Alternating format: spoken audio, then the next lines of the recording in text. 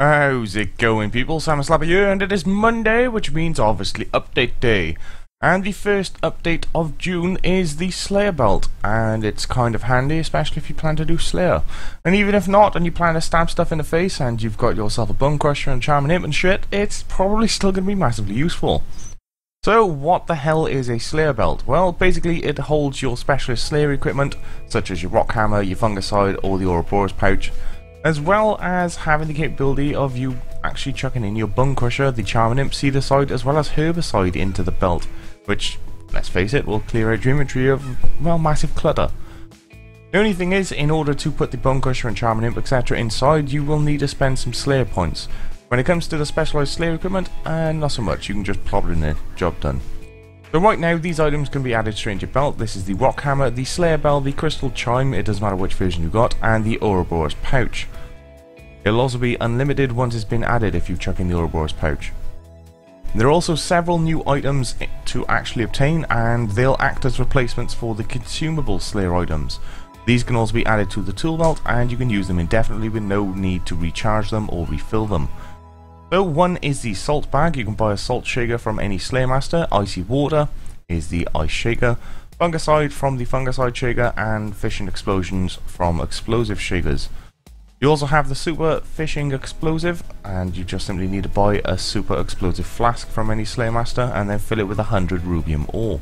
Bit of a pain in the ass to get it all, but yeah, pretty easy nonetheless. Monsters that must be killed with Slayer items now all have on-click options to do so. These work whether the necessary item is on your tool belt or within your inventory. Additionally, for 500 Slayer points each, which is fairly hefty, you can unlock the ability to add the Bone Crusher, the Charming Imp, Seedicide, as well as Herbicide. So yeah, all in all, 2k Slayer points. It's a bit costly, may take a little while, but if you've been doing Slayer for quite a while, you've probably got those points saved up, so win-win. Other news, they're still talking about Rune Labs. Addy and Rune Dragons are coming this week. Next week. Should hopefully be next Monday's update is the Addy and Rune Dragons, so there we go. Solomon Store's got some stuff, some challenge gems present, a set of handy tools for running in-game competitions, and blah blah blah blah blah. So yeah, there you go, Solomon Store stuff. Streams are a thing that's still going on. If you're interested in them, it's on screen now. I'm not going to announce them because, well, it's just streams, easy way. And then you got Wizard Chambers been chronicling the events surrounding the impending impact of Tusker. You can read his journal on the forums. This is straight on the front page. Check out the Slayer belt and you can click here to go straight to that. And last but not least, we got the patch nuts, as always. So graphical wise, the prototype Colossi no longer stretch during attack animations while overriding combat familiars. The graphical issue with the gargoyle statues at the front of Mauritanian Slayer Tower has been fixed. Dimensional Disaster Cultist robe overrides no longer affect your skin colour. A clipping issue with the combatant's cape's also been fixed. A graphical issue with the female botanist headpiece has been sorted out. Players can no longer walk through the spear sticking out of the floor at the entrance to the Wilderness Bandit camp. A visual effect's been added to Tusker's tooth, making the area to climb a little bit more visible.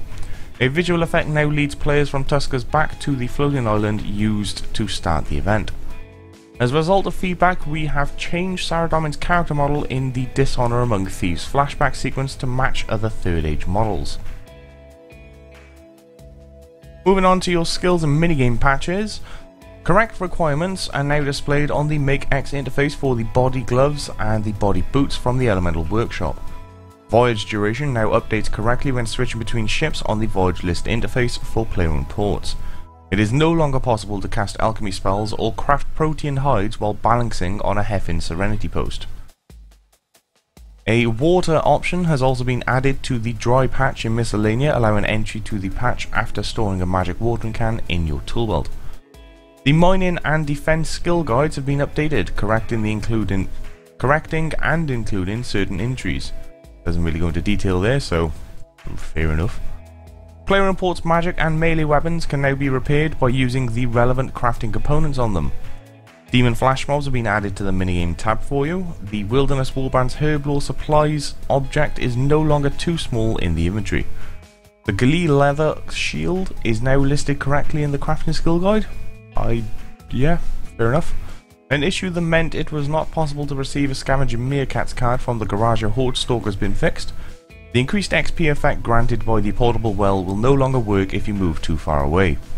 It is now possible to water the vine flower patch at herbal habitat, and token XP intended for failed attempts at chopping evil trees with skilled chompers is no longer awarded while using regular tools.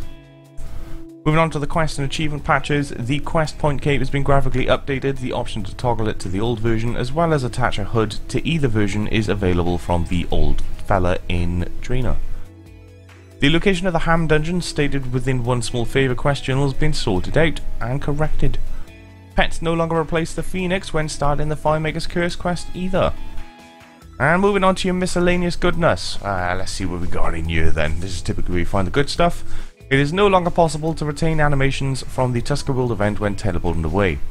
Players can no longer become stuck when jumping from a spine on Tusker's back while in Legacy Combat mode. A typo in the examine text for the Tusker Islands Fallen Meteor has been sorted out. The telekinetic grab spell can no longer be used in space. A typo has been fixed in the World Event community interface. The World Event contribution cap has been fixed, or increased even, sorry. Stabbing Tusker will now reset your gathering limit on Tusker's back. Torva, Pernix and Virtus armors no longer show offensive combat stats as a requirement in the skill guide. Tetsu, Sea Singers and Death Lotus armor, Reef Walker's cape as well as the Leviathan ring no longer show constitution as a requirement in the skill guide. The Ring of Death heal splat now shows the correct value in Legacy mode. It will now be able to purchase and reclaim the physical versions of the Loldy Point outfits from Zhuan again. You can now check how many kills are required to unlock the attuned versions of your boss outfits. A typo in a message displayed when investigating the new mysterious relic's been fixed. Applying weapon poison no longer displays the message that you drank it. That's probably a good thing. The RuneScape road trip journal no longer lists JMod locations as the event has now ended. The Broken Bridge jump in the God Wars dungeon will now correctly check for level 70 constitution. All Grand Exchange clerks in Privthinus now offer a teleport to Varrock's Grand Exchange. An incorrect warning message is no longer displayed when attempting to water limpwort plants in the wilderness. An issue where certain fishing sound effects stopped working has been fixed. A blank line that appeared on remaining requirements when attempting to equip a completionist cape with only one remaining music track has been removed. A typo in the examine text of the Super Melee Part 5 dose has been fixed. A number of spelling errors throughout the game have also been fixed. Fishing outfits set to consume will no longer eat big fish intended to be made into trophies. The Cosmic Foresight Meteor landing text is now clearer. The cash out value of the following items have been reduced. Lucky Helm of Subjugation to 100k, Lucky Helm of Armadillo 250k and Lucky Bandos Helm 250k. A typo in Wizard Chamber's dialogue has been fixed. The Hope Devourer now uses his attacks to drain prey correctly. An issue where there were no tooltips on the items kept on Death UI if the mouse over text option was disabled has also been fixed.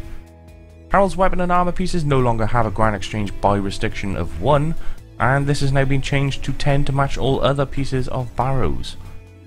The following can now be added to a keepsake: the Tome of Frost, Seren Symbol, Holy Water, Holy Vial, Yaktui Stick, Enhanced Yaktui Stick, Nature Staff and Law Staff. Missing punctuation has been added to the examine info for all penance pets. It is no longer possible to wear the trimmed comp cape without having completed the final court case. World Eater armor pieces now change tiers respectively when switching to a free-to-play world. Moving on to the ninja fixes, spells no longer provide base casting XP when used in PvP situations with PvP XP blocking enabled. This includes binds, buffs, debuffs and some lunar spells. The Phoenix Pyre's left click option is now craft before the player has finished building the pyre rather than always having the light option. The Adventurer's interface no longer loses focus on the Beast tab when reopened in the same session.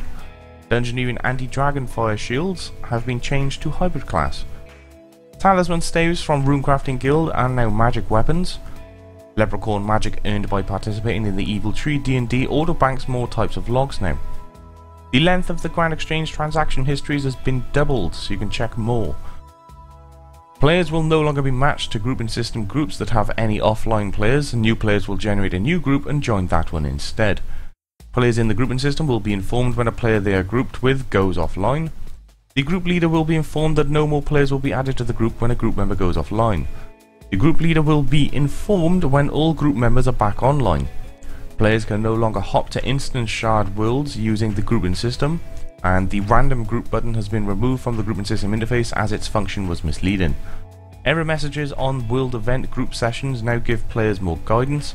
Players will no longer be force teleported while setting their grouping system status to playing if they are already in the starting area. This applies for the Tusker World event and the Dungeoneering groups. Bosses defeated in Champions Challenge can now be reset with the D&D token weekly. There we go. That's pretty much everything. Nothing really major in any of these patch notes. Yeah, there's nothing kind of popping out like holy shit. But Slayer Belt is here, so that's the thing. Your dragons will be next week. Happy days. I may very well have some lore views later this week. We'll see what happens. And Hakurai Man is happening. There we go. You've now all been informed. Have a good one.